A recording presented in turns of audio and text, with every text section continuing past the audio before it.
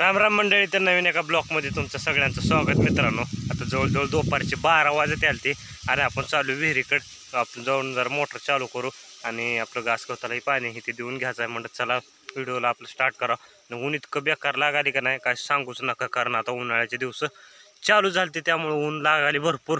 चला जाऊ मोटर चालू करू. मोटर चालू करून आपली ज्वारी बी काढायला यायला. इकडं तुम्हाला पिवळे दिसत असेल. आज जवळजवळ आपल्या 8-10 दिवसात ज्वारी काढायला येईल. चांगली मस्तपैकी बिडी झाली आहे.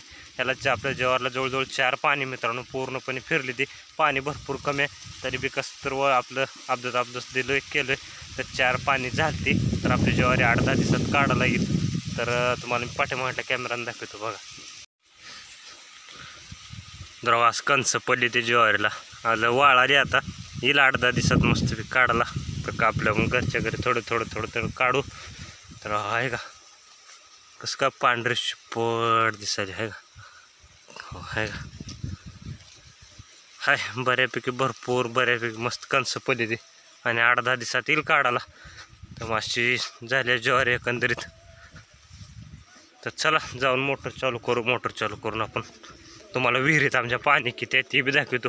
पाण्याचे भरपूर बंडाळ आहे बरं का मित्रांनो. पाणी आता सध्या भरपूर कमी आहे. आपलं तरी आले थोडं फार का होईना तेवढ्यावरच आपलं चालू आहे थोडं. तर चला तुम्हाला पाणी दाखवतो विहिरीत किती आहे. हो आणणार बघतो. हो आहे ते झाडावर. तर चला तर आपण विहिरीवर आलोय. वारं इतकं बेकार सुटले का नाही काय सांगूच नका तुम्हाला. विहिरीत मी पाणी किती दाखवतो बघा. आहे का बघा एवढंच पाणी आले मित्रांनो. वर्षाला जवळजवळ निम्मी विहीर राहते.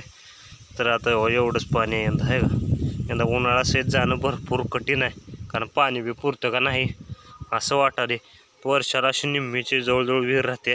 पण आज काय नाही थोडंसं पाणी राहिले. असू द्या बघा, असंच एक आपलं मोक्कार व्हिडिओ काढून टाका म्हणलं. अशा पद्धतीने ज्वारी याल ते आपल्या जवळजवळ काढायला. आता तर काढताना तुम्हाला व्हिडिओ टाकीनच. असू द्या. Okay bye.